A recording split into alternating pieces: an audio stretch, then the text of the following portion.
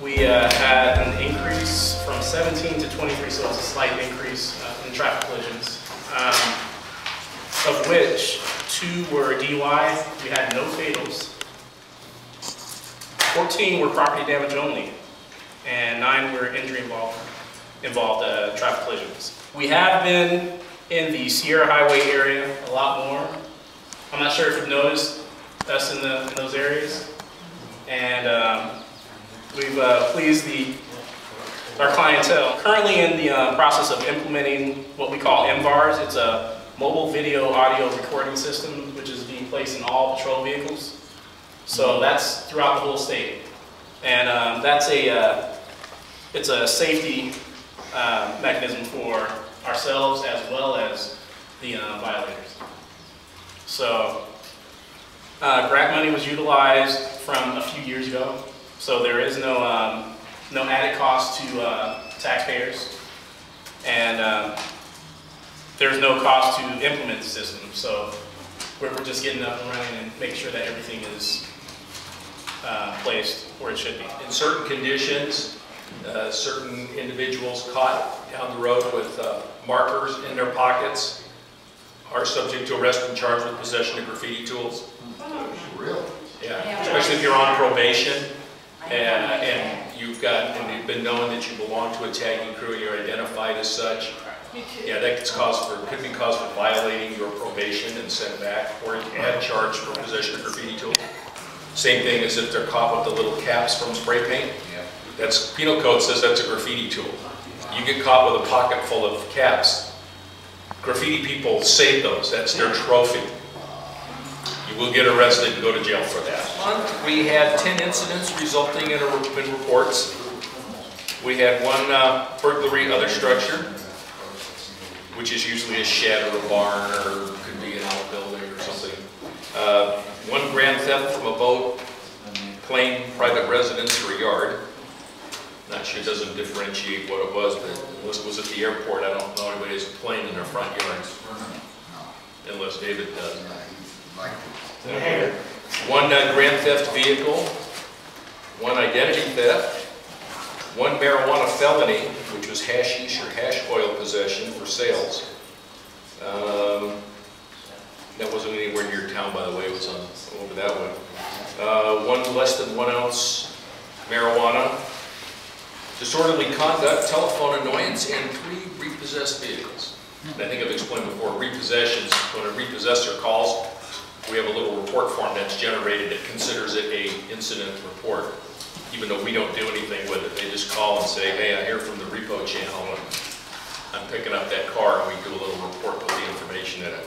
I've showed this at the other town council meeting, but it's part of what I explained to people before, because we've had some issues with adults not carrying ID with them, and state penal code says if you're out, you must identify yourself to a peace officer upon demand, and you must carry some form of identification that tells me who you are. And we've had individuals who have neither and can't explain why they're where they are. So we have this little device that I will demonstrate that I carry. Simple BlackBerry. A simple little device that says insert right index finger. And then it says left index finger. And what it does, it takes my fingerprints and puts them on the system and verifies I'm who I say I am. And it'll come back and I can pull up my driver's license picture, and if I've been arrested, I can pull up my booking photo, I can pull up my record, I can pull up if I'm on probation. What if you were live scanned? It'll come up. Anything that you've done to be live, to anything that you've got fingerprints on, comes up. And the little green ones, if you can see on the screen, those are ones that were basically no hit, where it was somebody who, it'll just tell me who it is and says they're not wanted for anything. So you could do that on what? Anywhere. To identify body. Oh my God. It's been used as long as we can get a fingerprint off of it. Wow.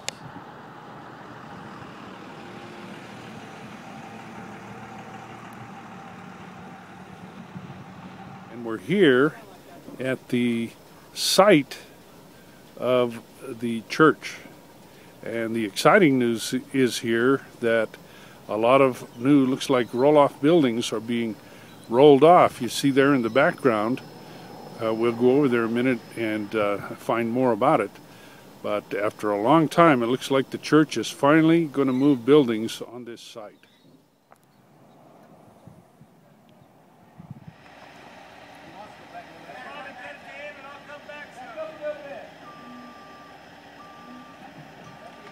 Is this going to be the permanent spot for these?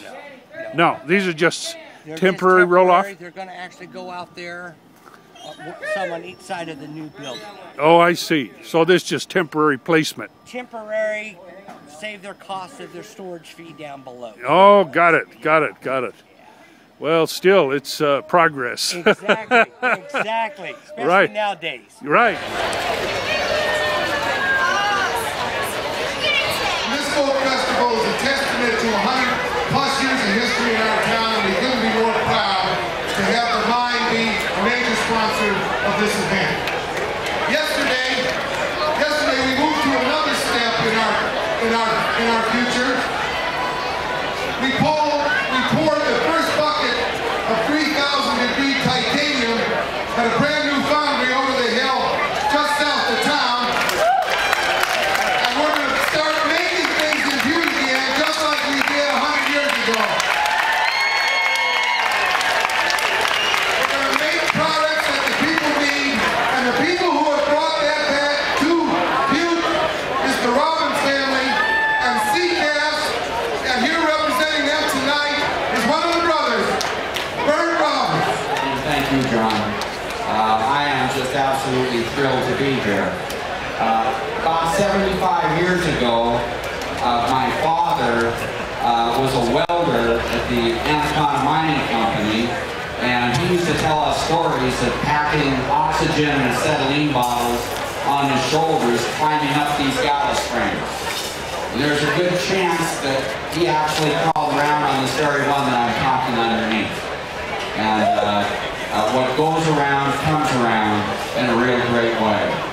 And some of the skills that he imparted on his children have enabled us to develop a great network of foundries, and we're so pleased to be able to put one here in precious Butte, Montana.